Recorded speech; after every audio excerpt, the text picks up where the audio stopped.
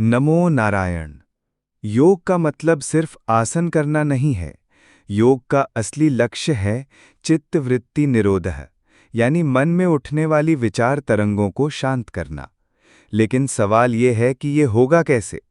पिछले वीडियो में हमने योग की परिभाषा और वृत्तियों को समझा। आज हम योग दर्शन के सबसे महत्वपूर्ण और व्यवहारिक सूत्रों में से एक पर गहराई से बात करेंगे। ये वो मास्टर की है जो आपके अशांत मन के ताले को खोल सकती है। आज हम जानेंगे कि अभ्यास और वैराग्य का असली मतलब क्या है और कैसे ये दो पंख आपको साधना के आकाश में ऊंची उड़ान भरा सकते हैं। वीडियो को अंत तक जरूर देखिएगा, क्योंकि ये समझ आपके जीवन को देखने का नजरिया हमेशा के लिए बदल सकती है। पसंद आए तो लाइक करें और ऐसे ही गहरे ज्ञान के लिए चैनल को सब्सक्राइब करना ना भूलें। तो मन को शांत करने का वो गुप्त सूत्र क्या है? महर्षि पतंजलि कहते हैं, अभ्यास वैराग्याभ्याम तन निरोध है। यानी अभ्यास और वैराग्य से उन चित्त की वृत्तियों का निरोध होता है। ये दो शब्द योग साधना की नींव हैं। इन्हें ठीक से समझना बहुत जरूरी है। अभ्यास का सीधा सा मतलब है प्रयत्न या पुरुषार्थ।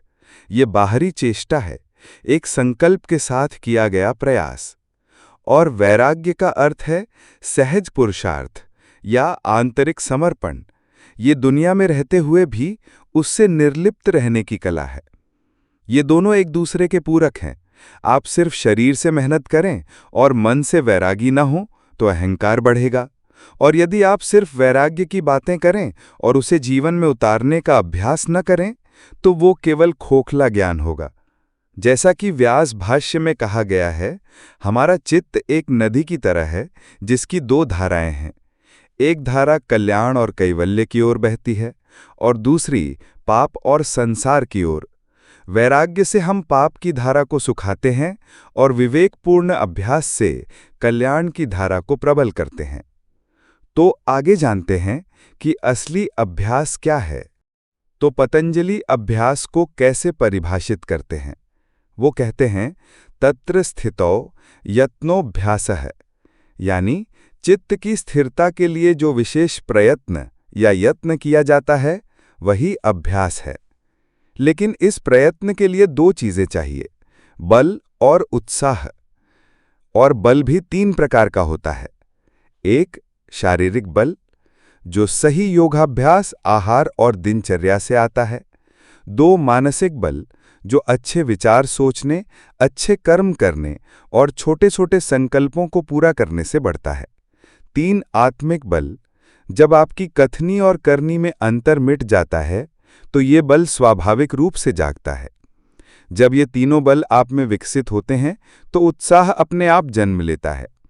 यही बल और उत्साह का संगम अभ्यास कहलाता है। लेकिन अभ्यास दृढ़ कैसे होगा? पतंजलि अगले सूत्र में इसका रहस्य बताते हैं। स तु दीर्घ काल नैरंतर्य सत्कार आसेवितः दृढ़ भूमि है। यानी वो अभ्यास जब लंबे समय तक दीर्घकाल, बिना रुके, नैरंतर्य और पूरे श्रद्धा सत्कार के साथ किया जाता है, तभी दृढ़ भूमि वाला, तभी उसकी नींव पक्की होती है। यहाँ सत्कार शब्द बहुत गहरा है। सोचिए, जब आपके घर कोई प्रिय अतिथि आता है तो आप क्या करते हैं? आप पूरी श्रद्धा से उसकी सेवा करते हैं, अपनी असुविधाओं की परवाह किए बिना उसकी सुविधा का ध्यान रखते हैं। ठीक यही भाव जब हमारे मन में अभ्यास के लिए होता है, जब हम उसे पहली प्राथमिकता देते हैं, पूरी श्रद्धा और तप से उसकी रक्षा करते हैं, तभी वो अभ्यास दृढ़ होता है और फिर वही अभ्यास हमारी रक्षा करता है। वैराग्य का सच्चा स्वरूप, सूत्र 1.15 और 1.16। अब आते हैं दूसरे पंख पर, वैराग्य। वैराग्य का मतलब घर-बार छोड़कर भाग जाना नहीं है।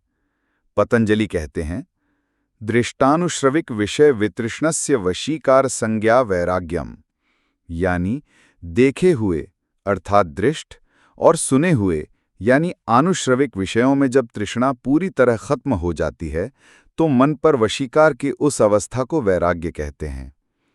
देखे हुए विषय हैं दुनिया की सुंदरता, स्वादिष्ट भोजन, धन, ऐश्वर्य।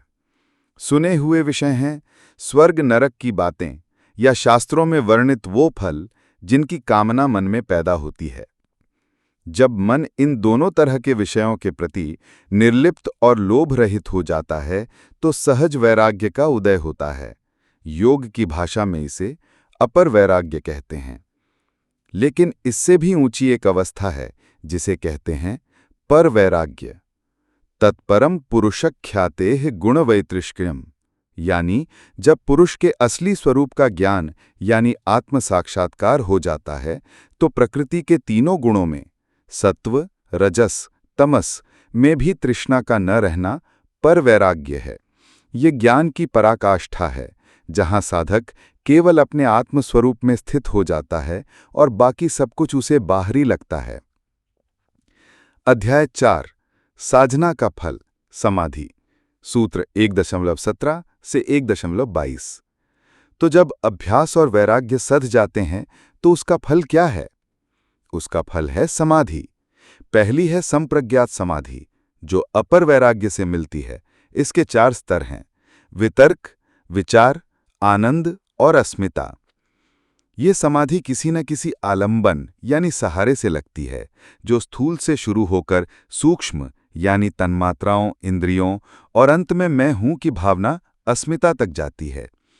इसके बाद आती है असंप्रज्ञात समाधि, जो पर वैराग्य से घटित होती है। विराम प्रत्यायाभ्यास पूर्वः संस्कार शेषो अन्यः।